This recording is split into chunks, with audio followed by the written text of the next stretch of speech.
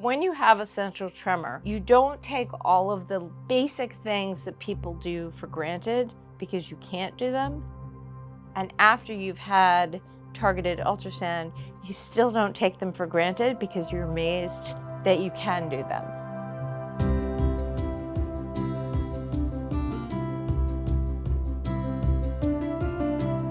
From Weill Cornell Medicine in New York City, this is Your Brain with Dr. Phil Stieg. Internationally renowned scientist and researcher, Dr. Stieg is Neurosurgeon-in-Chief of New York Presbyterian Weill Cornell Medical Center. This week, Dr. Stieg explores the most common brain disease you've never heard of, essential tremor. This week, in a special episode of This Is Your Brain, we're going to hear the story of one of our patients here at Weill Cornell in her own words. Alexandra Lebenthal had lived her entire life with a neurological condition called essential tremor, where every time she tried to move her hands, they would shake uncontrollably. As a successful Wall Street executive, Alexandra managed a high-profile career and active social life, all while struggling to manage this distracting and sometimes debilitating condition. At the age of 50, she made a courageous decision to try a new, still experimental treatment, becoming only the second person in America to be treated with a non-invasive technique called focused ultrasound. In the decades since she first had the treatment, she has become an enthusiastic advocate, and one might say even an evangelist, for this high-tech procedure, eventually becoming the first person to undergo it twice, having the other side of her brain treated to quiet both of her hands. I asked Alexandra to tell us her story from the beginning. I first presented with essential tremor when I was 3. It was very embarrassing and frustrating as a child. I remember crying to my mother, I must have been about 10, and crying because it had been embarrassing. I don't think anybody made fun of me. Somebody must have, though. But I do have moments of recalling great frustration. I feel like I was more and more conscious of it as an adult because particularly as my career advanced, you're on display. People notice you. And so that's where it really became increasingly problematic for me. Because I had been living with this since I was 3, I just always understood that my brain could not tell my hand what to do. It had its own life. As a grown-up, I would hold my hands under the table or sit on them. Wine and alcohol does help, so if I was going to go meet somebody for drinks, for work, I would get there early and just down a half a glass of wine to have it be somewhat calm. I think I did a pretty good job most of the time when I could control it.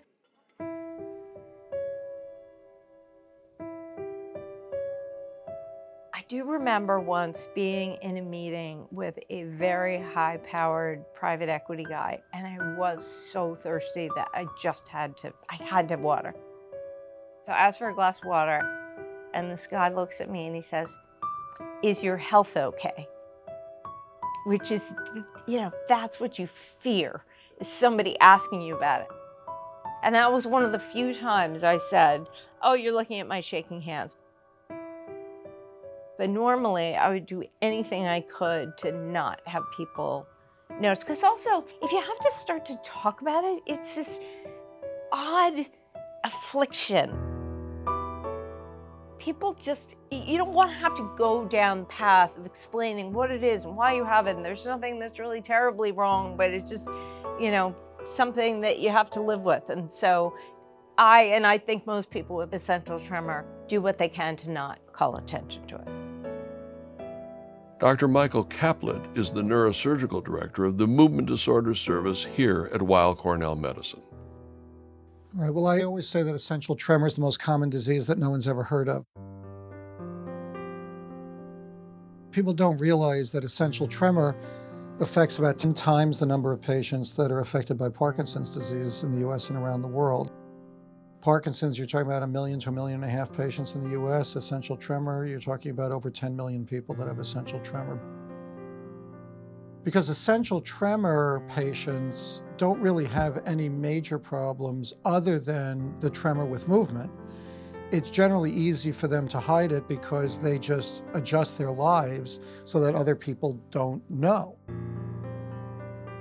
In stressful situations, in business situations, in social situations, it can be very difficult. And so people often withdraw. They often don't go into those situations, which is a big part of the problem for them.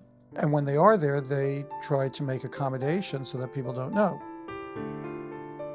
It just became something I was more and more self-conscious about. I would give a speech and I couldn't pick up a glass or bottle of water. And, your mouth gets dry giving a speech. And so it was just really, really frustrating. And I was relatively young. So I knew that people would think, what's wrong with her? Does she have Parkinson's? Is she nervous? Somebody once said to me, I thought you were hungover all the time. That was an interesting one. It was a very frustrating part of my life.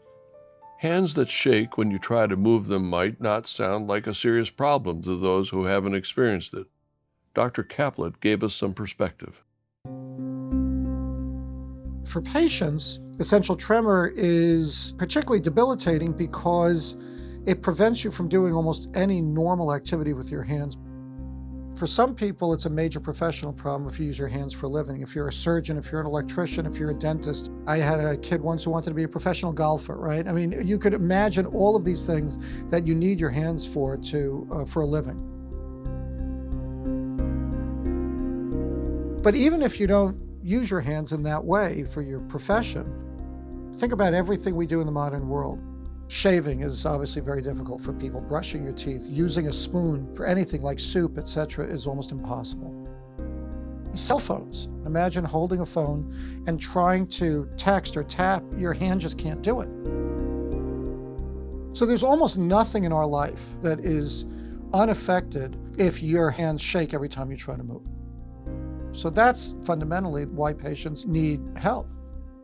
Essential tremor can start in early childhood and tends to get worse as you get older. What actually causes it is still a mystery. We don't know what the initial cause is. We do know, though, that the consequence of whatever's going on is that there's an area in the brain called the thalamus, which is like a relay station in the brain. I often use the analogy of Grand Central Station.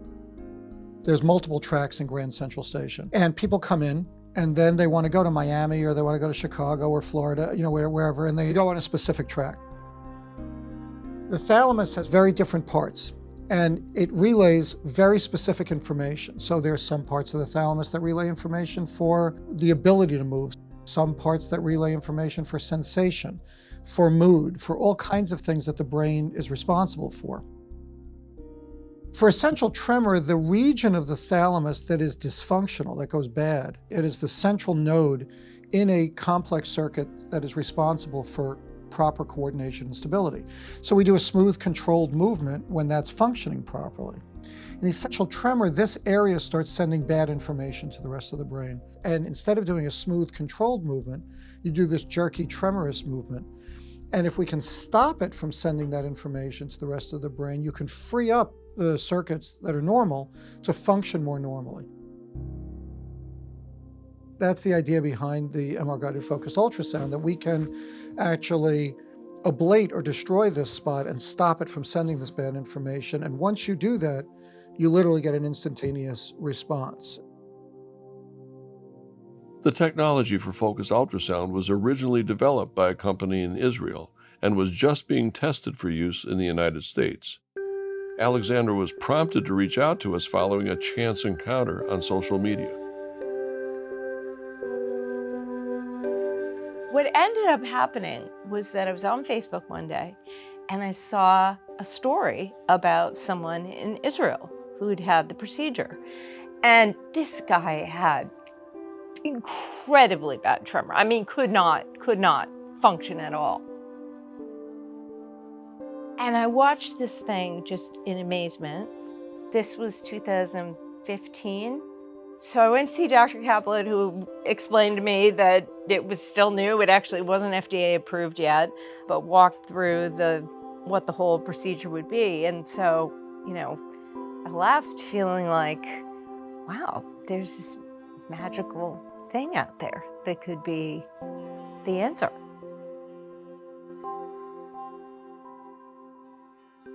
The idea behind focused ultrasound is that you could deliver ultrasound energy through the scalp, through the skull, to your target, and then you could actually ablate or destroy it. It's very similar to when we were children. I always use this analogy. If you had a magnifying glass on a very sunny day and you'd burn a hole in a leaf or a piece of paper, what that did was it focused the beams of sunlight on one spot so that you could put your hand under the magnifying glass and it'd be fine. But at that spot on the paper or the leaf, you add up the energy of all those beams of sunlight and you could deliver enough energy to burn it. Same thing with the ultrasound. We have this helmet that has 1,000 different sources of ultrasound. They're all coming through the head from a different angle that all meet in the middle. So each beam as it goes through is very low energy, doesn't do anything to harm the brain. But the point at which these 1,000 beams converge, you could add up the energy of 1,000 beams of ultrasound at the target spot and deliver enough energy to heat that area up and literally ablate or destroy it. And when we do that, we will see the tremor get better right away. It takes courage to decide to be one of the first to undergo an experimental new treatment. Or maybe you just get to a point that enough is enough. A few months went by. I was going through kind of a crazy time at work, and I thought, my life's out of control. My hands are out of control. Maybe, let me just do this thing. I mean, it really was kind of crazy in that I almost feel like it was because of all these outside influences that I just thought, I'm just gonna dive in and do this. Because I decided so quickly, I didn't really have time to get really scared or freaked out about it. The spot that we're trying to hit, in total, we're trying to ablate a roughly 4 to 5 millimeter in diameter spot. Unfortunately, there are structures that are right next to the area we're targeting that could affect your speaking, that could affect your sensation, etc. If we get into those areas, you could have slurring of your speech, you could have numbness or tingling in your hand. But if we stay too far away from those areas, you won't get benefit. So we don't have a lot of breathing room. We really have to thread the needle to get the area that we have to target without being too afraid of getting near these structures. We have to hit it just right without doing too much. I always say that my view of my job is I don't get paid to be a chicken and I don't get paid to be a cowboy. Somewhere in between is the right answer. Honestly, to me, as traumatic is having your head shaved if you're a woman. And I do remember between that and then the helmet, which they screw in your head, I passed out. And my husband said to me, you don't have to do this. And I said, I just had my head shaved. I'm doing this. There's no turning back. The procedure itself, it was interesting because the amount of time that the beams of ultrasound are actually delivered to your brain is a minute amount of time relative to the whole procedure. Having done a lot of TV commercials and radio commercials over the course of my career, it's almost like that. There's prep, there's makeup, there's, making sure the camera angle is right, and then you come in for your 60-second shot. What's so exciting and fascinating about it is that it's real time. You're seeing it happen. You have to see it happen. You have to be fully alert because they have to make sure it's working. You're in this MRI, you're lying down, they give you a clipboard with a spiral to draw and a straight line. And I always say that if you have essential tremor, drawing a straight line is like drawing it looks like a seismograph of an earthquake. It's just impossible, and the spiral is, all over the place. So that's your baseline. You go on the machine, you have the first zap, as I call it. They bring you out, have you draw the straight line and the spiral again. It's a little bit better. Keep putting you in and out, and then finally, it's I want to say as good as it's going to be, but it's perfect.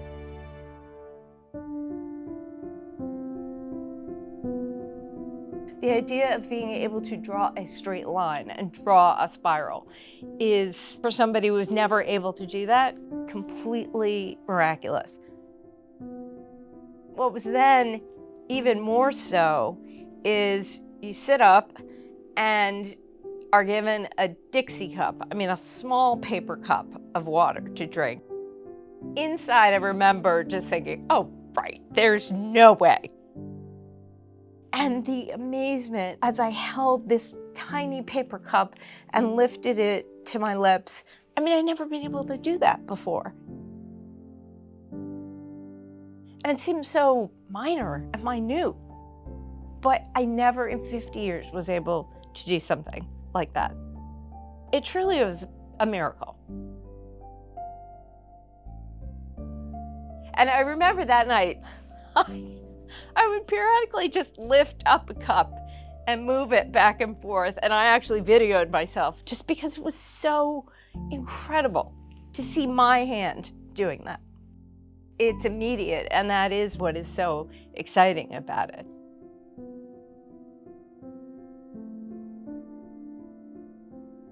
Well, focused ultrasound really is like science fiction. I show in my talks a picture of Dr. McCoy from the TV show Star Trek, where he had a helmet on his head that was non-invasively treating some brain issue, and it looks remarkably similar to this focused ultrasound device. It is truly science fiction. That's what they used to do, right? They'd wave something over somebody, and all of a sudden they were better. And everybody said, yeah, that's just a television show.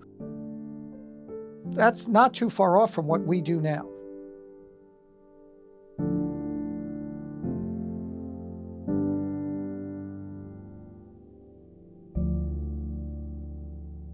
So, Mike, when you were looking for patients to try out this brand new procedure, why did you decide to go with Alexandra? What stood out about her and said, this is a safe bet? I think there were several things. First of all, Alexandra was young and healthy. Her tremor was really bad, and she was fed up, and she had the right attitude for this. Well, I've done a lot of experimental surgeries and experimental treatments, and one of the things that's really important early on is to get the right patient, and that's not just the right patient medically and surgically, but also psychologically and personality-wise.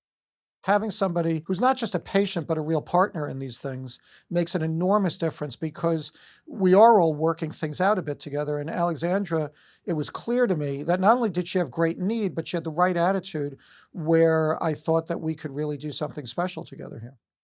I'm interested in your take on the emotional response. Can you go into that in a little bit more detail about the breadth of emotional responses that you've experienced? I cannot viscerally understand what people go through, because I don't have that disease, right?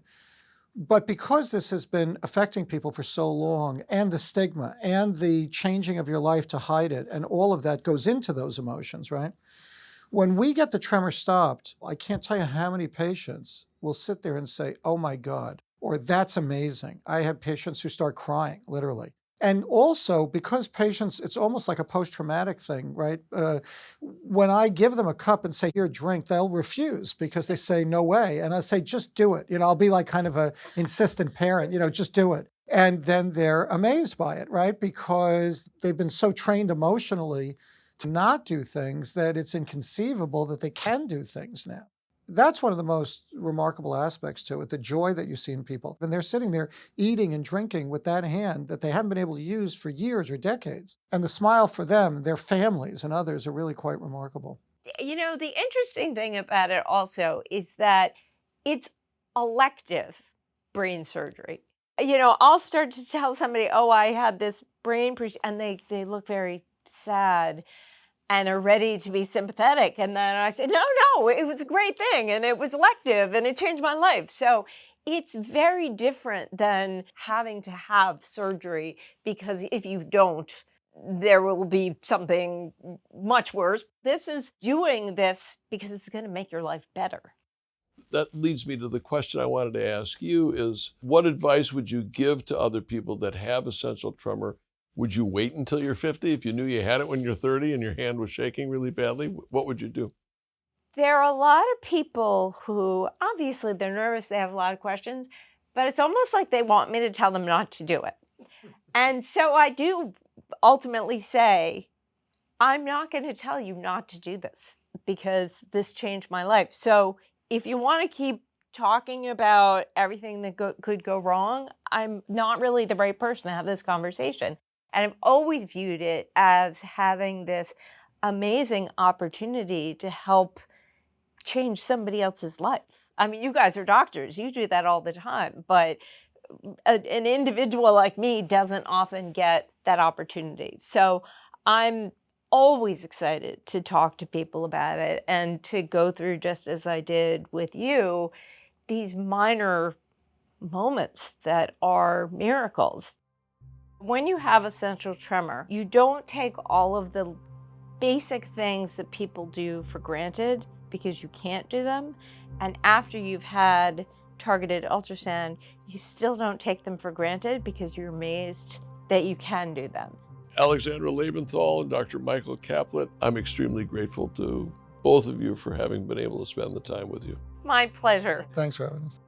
Shortly after recording this interview, Dr. Caplet received news that the U.S. Food and Drug Administration had just approved the use of focused ultrasound for the treatment of tremor on both sides of the brain in patients with advanced Parkinson's disease.